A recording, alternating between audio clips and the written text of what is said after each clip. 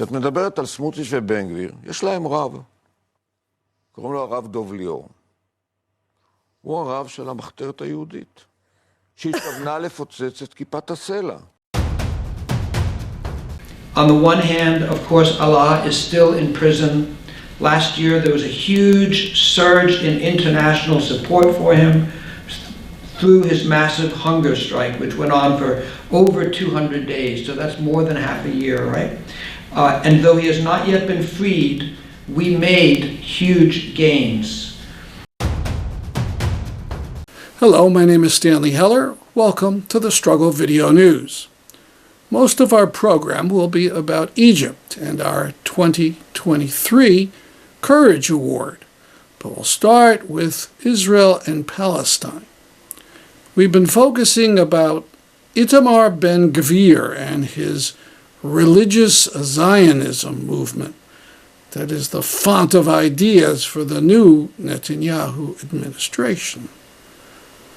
We're going to hear about it from an interesting source, an Israeli named Moshe Ya'alon. Please read the captions. כשאת מדברת על סמוטריץ' ובן-גביר, יש להם רב. קוראים לו הרב דב ליאור. הוא הרב של המחתרת היהודית, שהתכוונה לפוצץ את כיפת הסלע, ולפני זה את האוטובוסים בירושלים. למה? צריך לזרז את המלחמה האחרונה. שומעת אותם מדברים במונחים של המלחמה האחרונה, או תפיסת ההכרעה של סמוטריץ', לקרוא את המאמר שהוא פרסם בשילוח ב-2017. קודם כל, התפיסה הזו נשענת על עליונות יהודית. מיין קאמפ במהופך. שערותיי סומרות שאני אומר את זה. כי מי שאמר, למד וספג בבית של ניצולת שואה, לעולם לא עוד. מיין קאמפ במהופך, עליונות יהודית. לכן הוא אומר, אשתי לא תלד בחדר אחד עם ערבייה, זה מעוגן באידיאולוגיה. ואז בעצם מה שהוא שואף אליו, זה כמה שיותר מהר להגיע למלחמה גדולה, מלחמת גוג ומגוג. כמה שיותר מהר. איך אפשר להצית את זה? או טבח מערת המכפלה, ברוך גולדשטיין הוא התלמיד של הרב הזה, שכותב גם הקדשה בספר, בתורת המלך. בן-גביר, הרי תלה את התמונה שלו. זה מה שנכנס לתוך תהליך קבלת האחריות הישראלי. In case you see in Ya'alon an older man, perhaps a professor, you're wrong. Moshe Ya'alon was a career military man. He rose to Israeli chief of staff. 20 years ago, he was in charge of smashing the Second Intifada. He was once sued for his role in the Qana massacre in Lebanon by a man who lost 31 of his relatives in the attack by the Israelis on the Lebanese UN base. He was Netanyahu's Minister of Defense from 2013 to 2016. So you see, he's one of our enemies, but even he realizes this religious Zionism is something really, really extreme.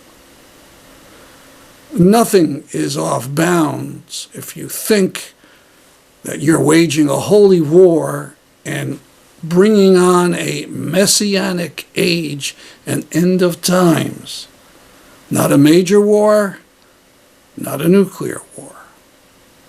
And Biden, he makes the smallest of verbal criticisms of the Israeli government. He thinks he can hold off this religious Zionism by not inviting Netanyahu to the White House. On April 13th, Oren Ziv tweeted, "Tonight, activists light 100 candles opposite the Israeli army headquarters in Tel Aviv to commemorate the number of Palestinians killed by Israeli forces since the beginning of 2023.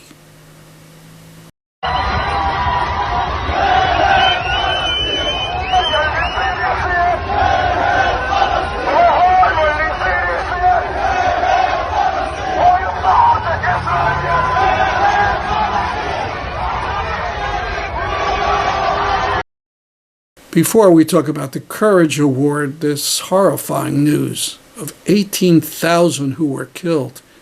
18,000 cows were killed in a farm in Texas in an explosion and fire. Now, even if you eat beef, you've got to feel something about this useless killing. What kind of incompetence puts these animals so close together that an accident can kill thousands?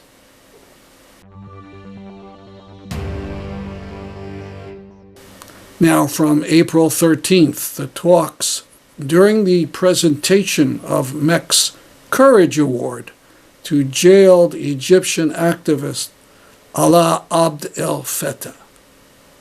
Our committee's interest in Egypt was spurred by learning about the tunnels from Gaza. The Gaza Strip has now been under Israeli siege for more than 15 years.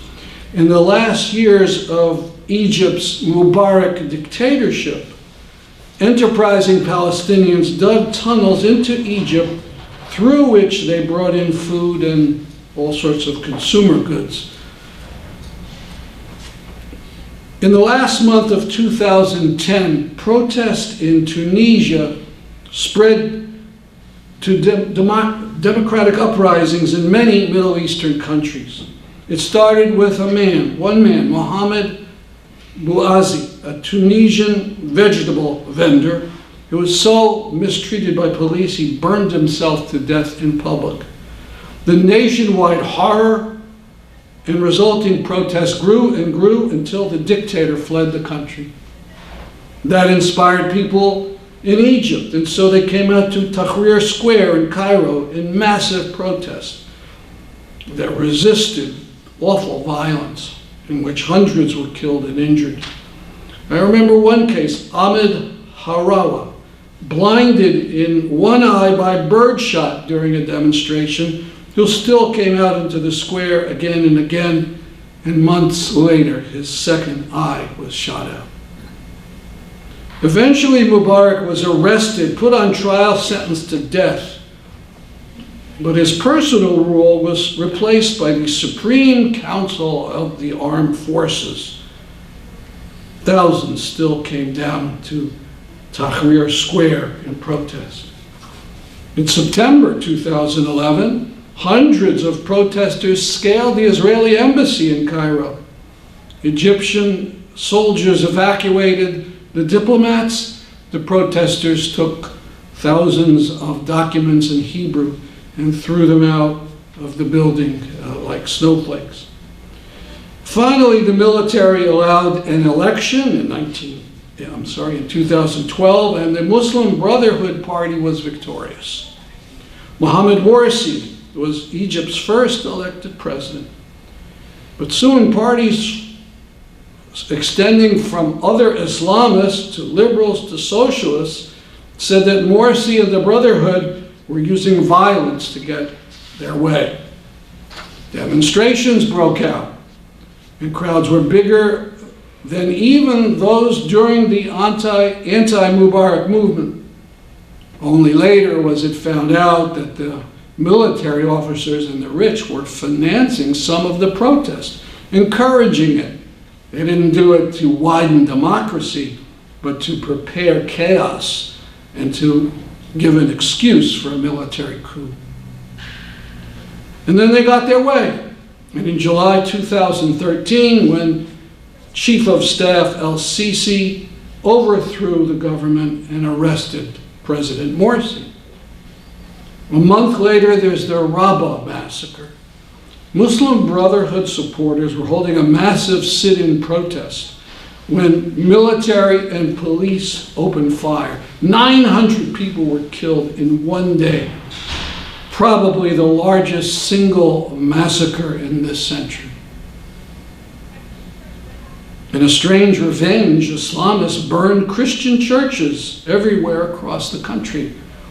People forget that though Egypt is mostly Muslim, Christians are there, between 5 and 10 million of them. El-Sisi gradually took away all political freedoms, making any kind of demonstration illegal, and you risked huge prison sentences if you dared. It is estimated that his prisons now hold 60,000 prisoners, political prisoners. The convictions of Mubarak were overturned by the regime's judges, and the man who had been sentenced to death was totally freed. President Morsi was put on trial, during which he was held in a soundproof booth until one day he died there of a heart attack. And the tunnels that were Gaza's lifeline were systematically destroyed.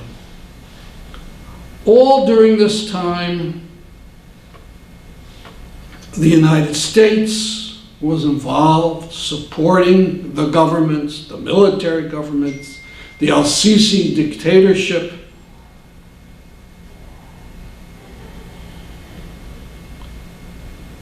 Alaa Abd el-Fattah was active. He became a leading pro-democracy activist starting in 2011, though he was jailed on and off by the Mubarak regime. His son was born when he was imprisoned.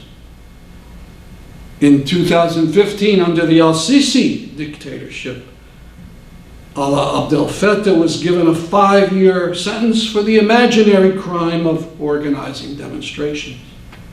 He was let out in 2019, and 2 years later was jailed for the crime of spreading false news, meaning telling the truth about the regime and its crimes. And all during these years, the United States government shoveled money to Egypt, $1 billion a year or more.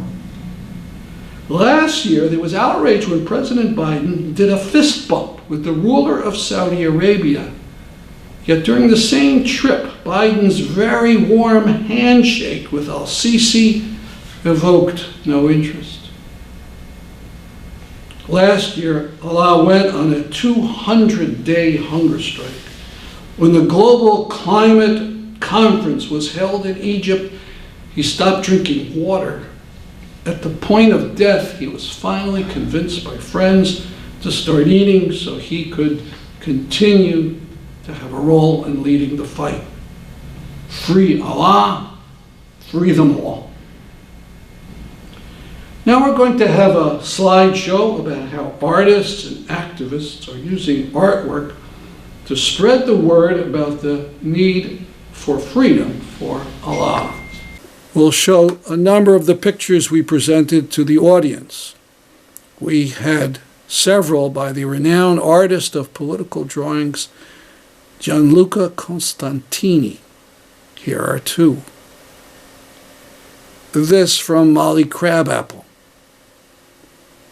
In this drawing we commissioned from artist Mark Nelson. Notice the Palestinian flag in the background. Alaa had great solidarity for Palestinians, and between jailings visited Gaza in 2012. This banner was at the event, but this photo was part of a demonstration we held last fall for Alaa. Now we're going to do the presentation of our Courage Award. We're a small organization.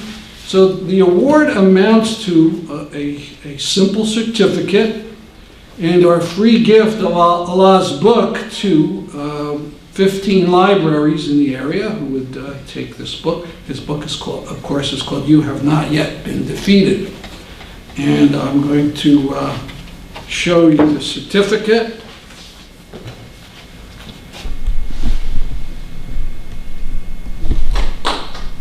And I'll read it to you.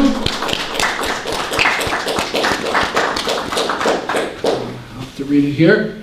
Honor imprisoned activist Alaa Abd el-Fattah and all the prisoners of the dictatorship ruining Egypt. Free them all. And I would love to give it to him in person, of course. He is still in prison. But I will give it to Dan, who will get it to his relatives, and then one day into his own hand. Now, before I introduce today's speaker, I want to ask people who use Twitter to do so on behalf of Allah.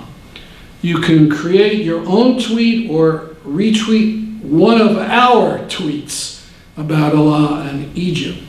So if you went to @StruggleVideo, @StruggleVideo, you'll find a bunch, including a picture of this Courage Award. There's a bunch there, and if you retweet things, so it will go again to other important sites, to the newspapers, and so on. So you don't have to do it now, but now would be a good time because you won't forget. All right. Now I'm very happy to introduce our featured speaker, Dan Simon. He's the founder and publisher of 7 Stories Press, which features books on social and human rights interests. Last year it published A Girl's Story by Annie Ernaux. Ernaux won the Nobel Prize for Literature in 2022.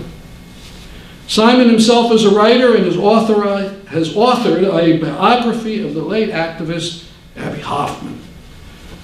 More importantly, for our purposes, he was editor of Alaa Abd el-Fattah's book, You Have Not Yet Been Defeated. Dan Simon.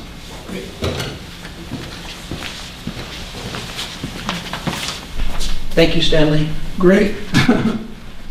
And I just want to position you, so I think that's pretty I good. think we're fine. All right. So, hi everyone. I do want to thank the Middle East Crisis Committee. I want to also thank the Central Connecticut State University for hosting.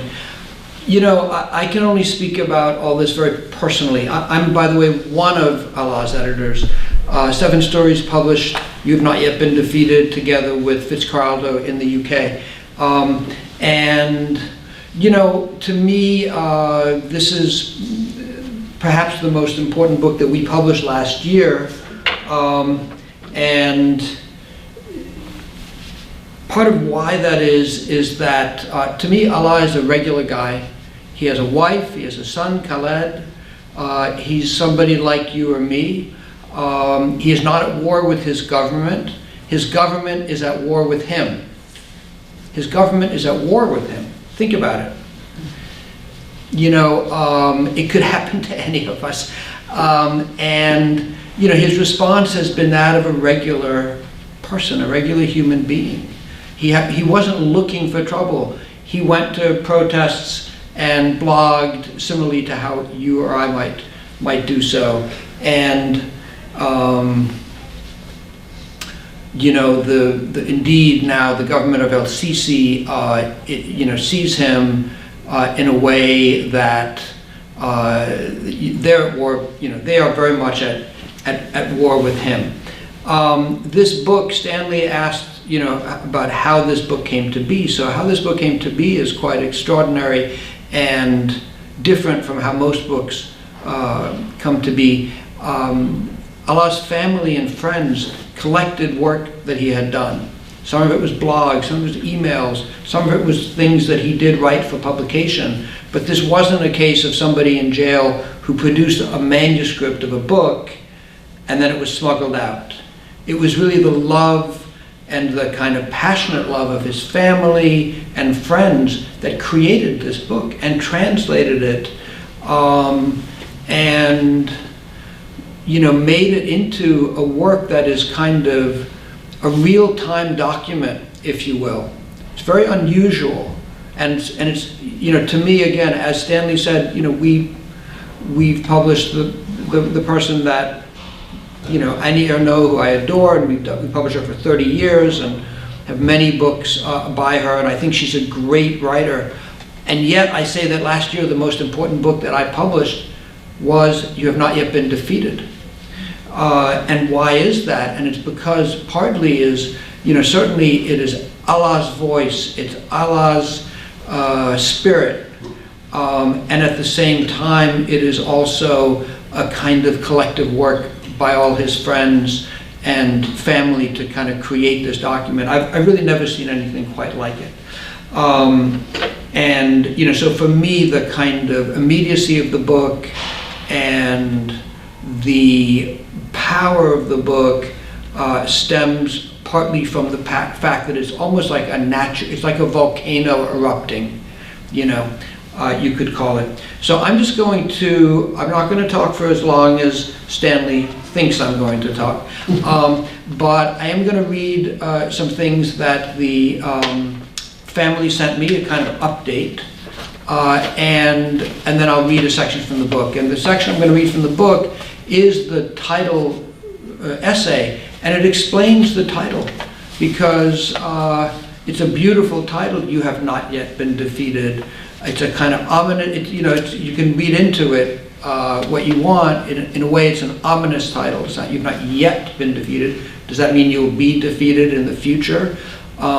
You have not been defeated, but have I, the person saying it, been defeated? So it's a very intriguing title, and I think a good title for the book.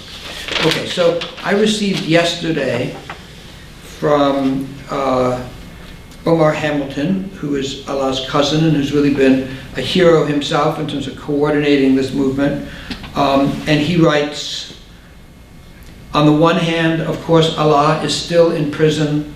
Last year, there was a huge surge in international support for him through his massive hunger strike, which went on for over 200 days. So that's more than half a year, right?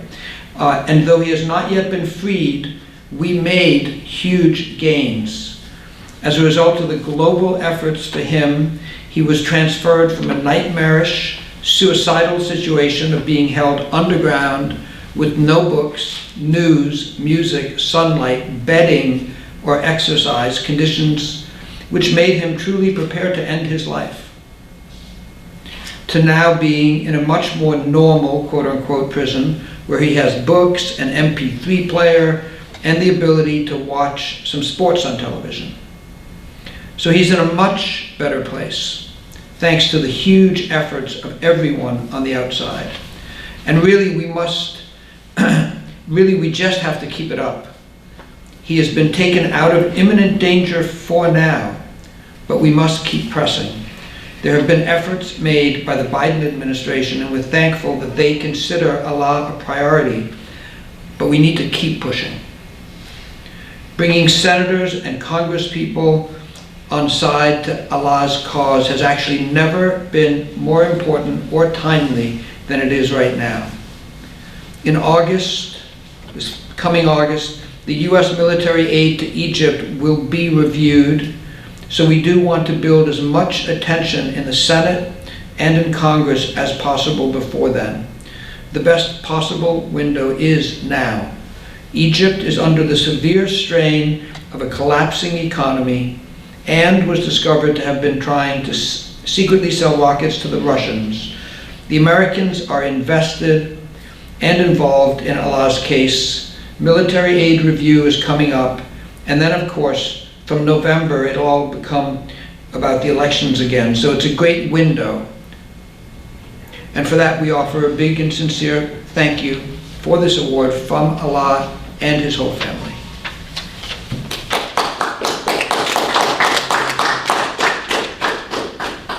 Stanley asked through me about how the book was created. I spoke a bit about this earlier, but here's what Omar writes on behalf of the family. The articles that came out of prison all had to find their own ways out. The conditions have varied, excuse me, the conditions have varied a lot over different prisons over the last 10 years. Some have been less restrictive and have allowed letters out in which the articles were part of them. Others were much stricter, and snippets of writings would be smuggled out in the weekly exchange of provisions. The prisons don't feed the prisoners in Egypt or do their laundry. So each week, the prisoner's family brings food and clean clothes. So in the very strict prisons, you would check through the laundry for a piece of paper folded and hidden in the hem of a piece of clothing. Right now in this prison, Wadi Natron, letters are allowed in and out, though they are of course checked by the prison warden. Some are blocked, but in general, in the past months, the letters have been kept about daily life, sports, etc., so that they can pass in and out. We also want to be clear to the Egyptian authorities that it is not Alaa coordinating any aspect of the campaign for his release from inside his cell, that it's all happening on the outside without him. And so they see that isolating and punishing him does not stop things happening, and that the campaign will keep rolling on until they finally release him. And indeed, last year, as we were doing the campaign led by international poet laureates, laureates in literature, Nobel laureates in literature, Alaa was late in this hunger strike. He could have died at any time. We knew he was going to die, and we also knew that he wasn't really aware of this immense outpouring of support around the world.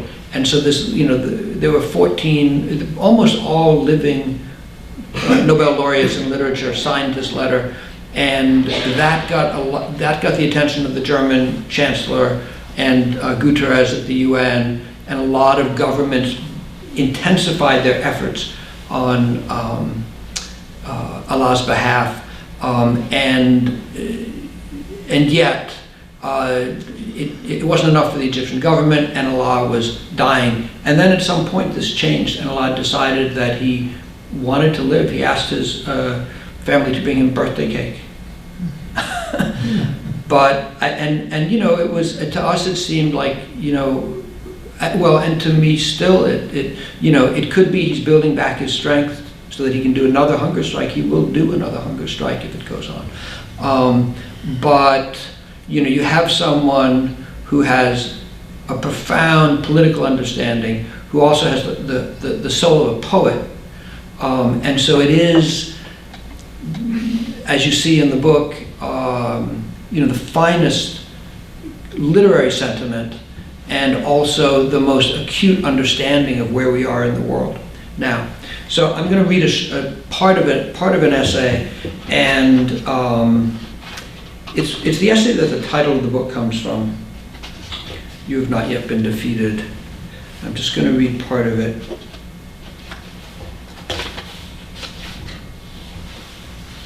So this was from 2000, and this was from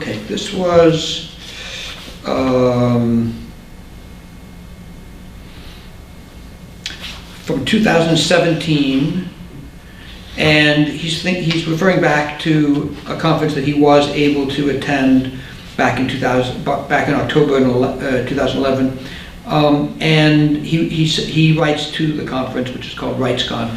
So he writes to RightsCon. This week I start my 4th year in prison. I might be released in October if my appeal is accepted, but then I might not. I might be released in March 2019 when I have served my full sentence, but then I might not. They have other pending cases against me. If released, I might be able to attend this conference, but then I might not. My sentence comes with 5 years of parole to follow, and who knows if you'll be able to find a conference venue in a country that gives visas to people like me by the time I'm allowed to travel. I don't mean to be too pessimistic. The best case scenario is as probable as the worst. The real problem is there's very little you can do to influence what will come to pass. But that's not really what worries me. We live in hugely reactionary times. My defeat was inevitable. What worries me is that by the time I manage to make it to this conference or another like it, I will be a total embarrassment to organizers and attendees. I think we can laugh at this, by the way, he's making a joke. In my isolation, I can only build a fragmented picture of what the world outside looks like. Lest you think me too pessimistic, I will admit that this dystopia is as probable as the utopian vision. This dystopia is as probable as the utopian vision that insists the killer drones will turn out to be like the good Terminators that Facebook will defeat fake news with the truth bot and its human companions who are happily employed in glorious state-of-the-art call centers as content moderators, that Elon Musk will solve the world's energy problems, Bill Gates will end hunger, Google will find a cure for cancer, and Uber or Foxconn's effect on labor rights is irrelevant because we'll all be paid a basic universal income, have unlimited credit lines, or run our own Bitcoin mining operation. The counter-revolution never happened. The naive dreams of early internet communities and the free software movement are not lost. They've just been updated.